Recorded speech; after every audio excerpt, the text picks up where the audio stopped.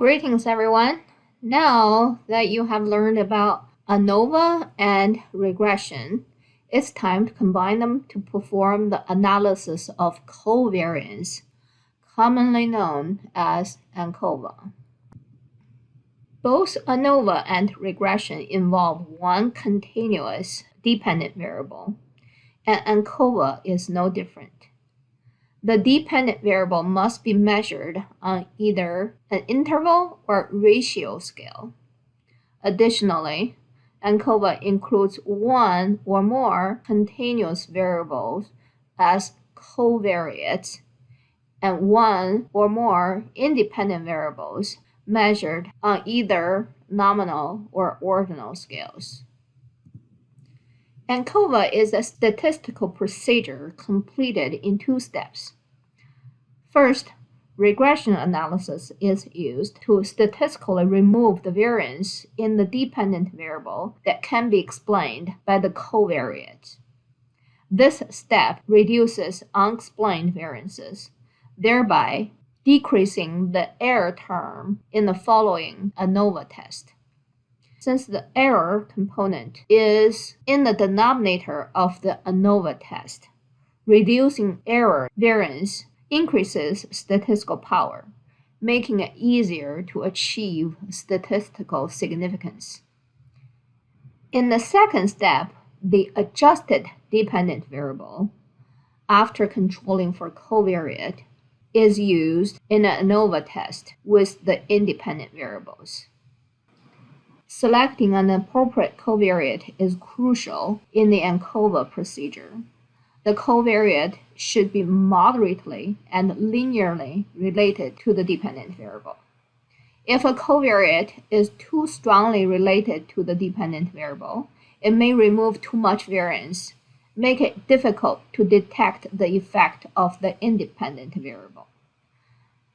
Conversely, if the covariate has a very weak correlation with the dependent variable, it will not remove a meaningful amount of variance, rendering it statistically ineffective while adding complexity to the model.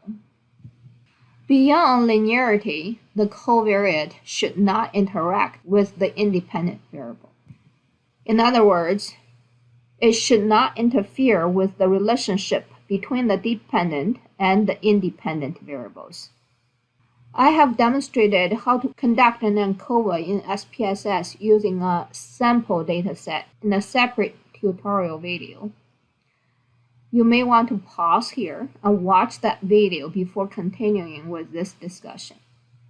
When performing ANCOVA, after identifying the dependent, the independent, and the covariate variables, the first step is to verify the two key assumptions regarding the covariate.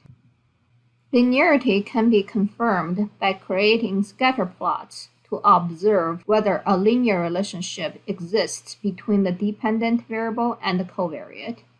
If there are multiple covariates, create a separate scatter plot for each covariate against the dependent variable.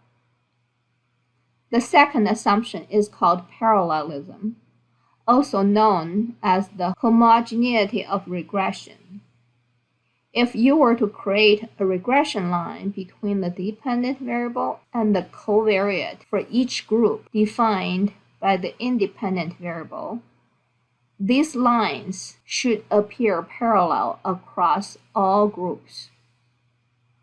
This confirms that the covariate is not influenced by the independent variables. To verify this assumption, you can conduct a test in SPSS to ensure that there is no significant interaction between the covariate and the independent variables. Once it's confirmed that the covariate meets both assumptions, you can proceed with the ANCOVA analysis. This analysis occurs in two stages. First, you test the hypothesis that there is no significant relationship between the dependent variable and the covariate. The significant test of the covariate verifies whether it effectively reduces a significant portion of the unexplained variance in the dependent variable. If the null hypothesis is rejected, it indicates that including the covariate significantly reduces the amount of error variance in the model, allowing for a more precise evaluation of the primary research hypothesis using the ANCOVA test in the second stage. The 5-step hypothesis testing process remains the same, from stating hypotheses to drawing conclusions. However, in ANCOVA, the group means are adjusted based on the covariate. To indicate this, an apostrophe is placed next to the mu's to show their adjusted values. If significant differences exist between groups and the number of groups exceeds 2, post hoc tests are required to determine which means differ. Most post hoc tests used in ANCOVA can be applied in ANCOVA, with the key difference that the mean squared error must be adjusted. Fortunately, SPSS automatically performs these adjustments. The simplest form of ANCOVA consists of one dependent variable, one independent variable, and one covariate. However, as previously mentioned, multiple independent variables and covariates can be included. Covariates can also be added to repeated measure ANCOVA, forming a repeated measures ANCOVA. I have prepared another video tutorial demonstrating how to conduct repeated measures ANCOVA in SPSS. Here, I will outline the hypothesis involved. First, test the relationship between the covariate and the dependent variable to ensure it is statistically significant. If not, remove the covariate and conduct a regular repeated measures ANCOVA. Then, test the means of the repeated trials to assess the effect of time. Additionally, if an independent variable is included, test whether group means differ.